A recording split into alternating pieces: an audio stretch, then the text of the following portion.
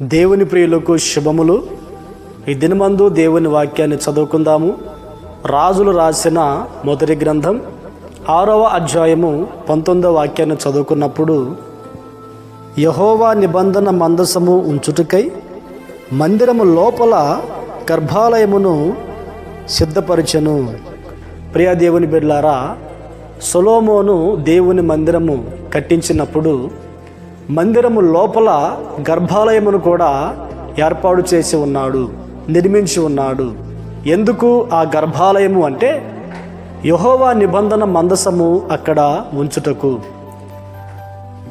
ఈ వాక్య భాగంలో నుంచి ఈ పూట మనం నేర్చుకోవాల్సిన విషయం ఏమిటంటే, ఆ మందిరమే మనము దేవుని మందిరమై ఉన్నాము. దేవుని మందిరము మనమైతే గర్భాలయము మన అంతరంగములో, మన లోపల ఉన్న హృదయము. ప్రియ దేవుని బిడ్డలారా, అలనాడు సొలొమోను నిబంధన మందసాన్ని మందిరము లోపల ఉన్న గర్భాలయములో ఉంచాలని నిర్ణయించి ఉన్నాడు. అంటే మనమే దేవుని మందిరమైనప్పుడు మన హృదయమే గర్భాలయము. ఆ హృదయములో దేవుని యొక్క మందసము ఉండాలి.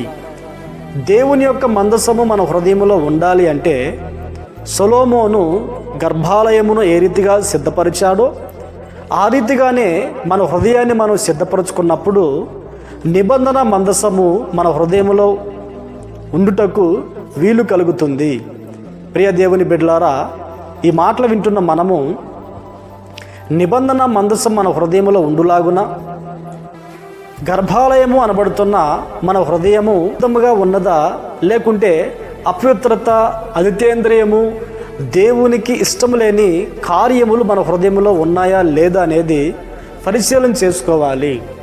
ఎందుకు అంటే నిబంధన మందసము సిద్ధపరచబడిన గర్భాలయములోనే ఉండుటకు యోగ్యత అనుగ్రహింపబడి ఉన్నది కనుక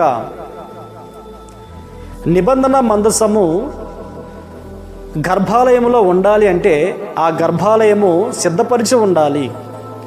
మన హృదయము పరిశుద్ధత లేకుండా, మన హృదయములో యథార్థత లేకుండా, మన హృదయములో మంచితనము లేకుండా, మన హృదయములో దేవునికి ఇష్టమైన ఆ స్థానము లేకుండా నిబంధన మందసము మన హృదయములో ఉండనే ఉండదు.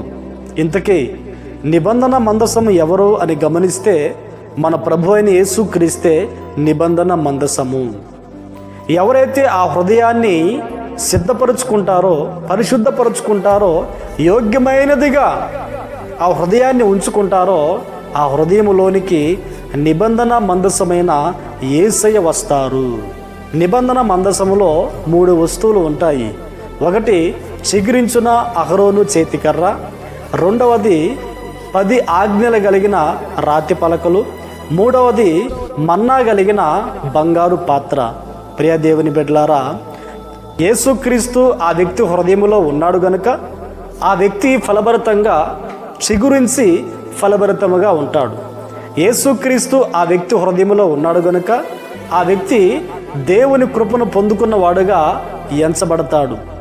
దేవుని 10 ఆజ్ఞలు కలిగిన రాతి పలకలు ఏ రీతిగా ఉన్నాయో యేసుక్రీస్తును మనం కలిగి ఉన్నప్పుడు మనము కూడా దేవుని వాక్యాన్ని కలిగి ఉంటాము. ఈ మాటలు వింటున్న ప్రియ దేవుని బిడ్డలారా, దేవుని వాక్యం మనలో ఉన్నప్పుడు ఆ వాక్యం మనం సరిచేసి పరిశుద్ధ మార్గం నడిపిస్తుంది. దేవుని వాక్యము మనలో ఉన్నప్పుడు ఆ వాక్యము పరలోక రాజ్యములో దేవుని ఎదుట నిలబెడుతుంది. చిగురించిన అనుభవం మనలో ఉన్నప్పుడు ఫలములు ఫలిస్తాము. దేవుడు కోరుకున్న, దేవుడు ఆశించిన ఫలములు మనం ఫలిస్తాము. దేవుని కృపను మనం పొందుకున్నప్పుడు ఆ కృప, దేవుని ఆశీర్వాదాలు పొందడానికి, మన ఆత్మీయ జీవితంలో మనము తృప్తిగా బ్రతుకుటకును, అనేకులకు దీవెనకరంగా ఉండటానికి ఆ కృప మనకి ఉపయోగపడుతుంది. కనుక ఈ దినమంది మాటలు వింటున్న మనము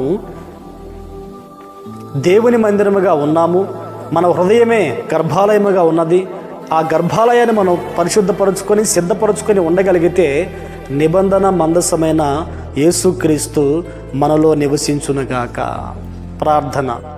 పరిశుద్ధుడా, ప్రేమా స్వరూపి, మీకు స్తోత్రం నాయనా.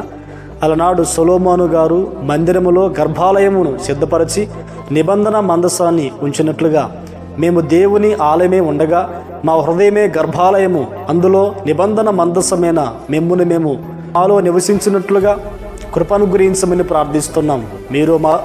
మీరు మాలో నివసించినప్పుడు మేము వాక్యానుసారంగా బ్రతుకుతామని, ఫలభరితముగా ఉంటామని, మీ కృపను పొందుకొని ఈ లోకంలో జీవిస్తామని, మీరు రాకడికి సిద్ధపరచబడతామని మీరు సెలవిచ్చినందుకు స్తోత్రునైనా.